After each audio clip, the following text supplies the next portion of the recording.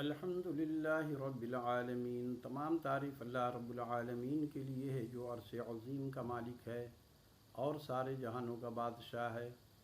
اللہ رب العالمین قرآن مجید میں ارشاد فرما رہے ہیں، وَمَن يَعْصِ اللَّهَ وَرَسُولَهُ فَإِنَّ لَهُ نَارَ جَهَنَّمَ خَالِدِينَ فِيهَا أَبَدًا۔ جس نے اللہ اور اس کے رسول کی نافرمانی کی وہ جہنم میں ہمیشہ رہے گا۔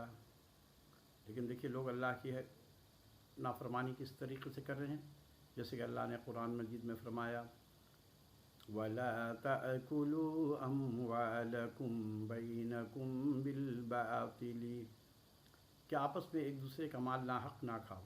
کون منع کر رہا ہے؟ اللہ منع کر رہا ہے، اور اللہ کی بات نہیں مان رہے ہیں لوگ۔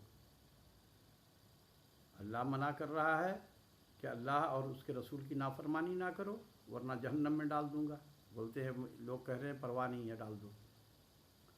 اور اللہ نے پھر کیا کہا، وَلَا تَأْكُلُوا أَمْوَالَكُمْ بَيْنَكُمْ بِالْبَاطِلِ، کہ آپس میں ایک دوسرے کا مال ناحق نہ کھاؤ۔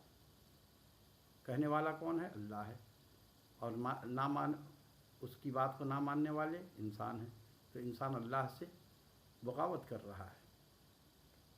اب دیکھیے واقعہ یہاں پہ گوٹ کا ہے۔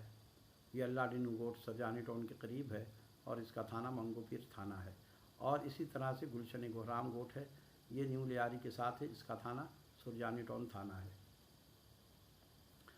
اب ان گوٹوں میں کیا ہوا، 2005 میں اللہ ڈینو کو حاجی عبدالجبار نے پلاٹنگ کیا، پیسہ کھا لیا، سب کا پیسہ لے لیا، ہاں بھئی آپ کا یہ پلاٹ ہوا۔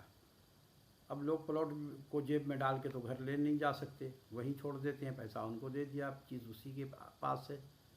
اب کیا ہوتا ہے کہ 10 سال 15 سال گزرنے کے بعد جب لوگ جاتے ہیں تو پتہ چلا کہ حاجی صاحب تو مر گئے، ان کا بیٹا بھتیجا ان کو مار چکا۔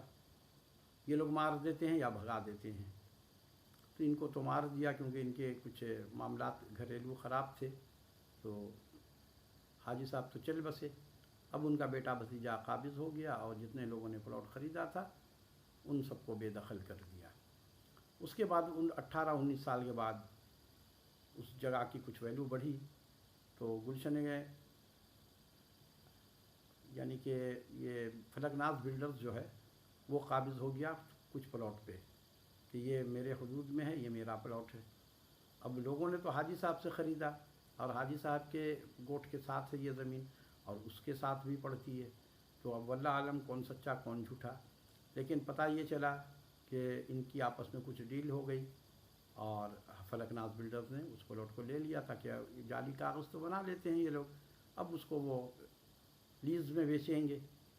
تو یہ بلڈرز جو ہے، یہ فلک ناز بلڈرز قبضہ کر کے جتنے لوگوں کا مکان بنا ہوا تھا، جس میں ہمارا بھی فارم تھا پرندوں کا، سب کو بلڈوز کر دیا، اور دیوار گھیر کر کے وہ ساری زمینیں اپنے قبضے میں لے لیا۔ سننے والا کوئی نہیں ہے، کیونکہ یہ لوگ تو مالدار لوگ ہیں، پیسہ ضرورت سے زیادہ رشوت دے دیتے ہیں، رشوت کھانے والے سارے حرام خور بیٹھے ہوئے ہیں، تھانہ سے لے کر کے جتنے بھی سرکاری محکومہ ہیں سب میں سے رشوت خور بیٹھے ہوئے ہیں۔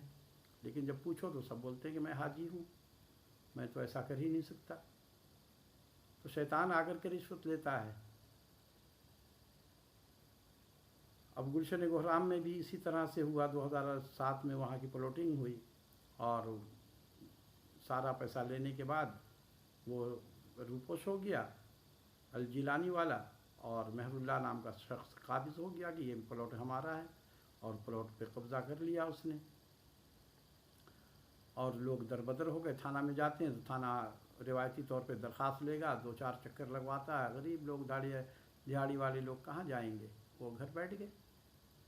میں نے عدالت میں بھی گیا ہوں میں، اور تمام حکام بالا کو خط لکھ چکا، لیکن حکام بالا کا بھی وہی طریقہ ہے کہ تھانہ میں جائیے۔ بھائی تھانہ میں جب آپ بھیج رہے ہیں، تھانہ کہتا ہے میرا کوئی اختیار نہیں ہے آپ کو قبضہ دلوانے کا۔ تو یہ یہاں کا المیہ ہے، اور غریب لوگ عدالت تو جا نہیں سکتے، کیونکہ عدالت جو ہے وہ تو امیروں کے لیے، وہاں کی بھاری فیس ہے، وکیل حضرات اتنے ایماندار ہیں کہ کیس ہار جاتے ہیں، ہروا دیتے ہیں، مل جاتے ہیں پارٹی کے ساتھ، تو غریب کہاں جائے گا۔ تو تو میں نے اسی لیے آپ لوگوں سے بار بار گزارش کر رہا ہوں کہ آپ لوگ ویڈیو کو شیئر کیجئے تاکہ غریبوں کو انصاف ملے، آپ بھی اس کار خیر میں حصہ لیجئے، آپ کو بھی اللہ رب العالمین اجر دے گا۔ اور کومنٹس میں بتائیے کہ کس طریقے سے اس مہم کو چلانا چاہیے۔ اب یہ مافیا اتنا مضبوط ہے کہ ان سے اگر کوئی لڑتا ہے تو یہ جان سے مار بھی دیتے ہیں، سب کو دھمکیاں دے دے کر کے ہی تو بھگاتا ہے۔ یہ لوگ خوف کے مارے اپنے بچوں کو بھیجتے نہیں ہیں کہ خام خواہ میں پلاٹ تو گیا، جان بھی چلی جائے گی، تو یہ ظالم لوگ ہیں۔ وما علینا الا البلاغ المبین۔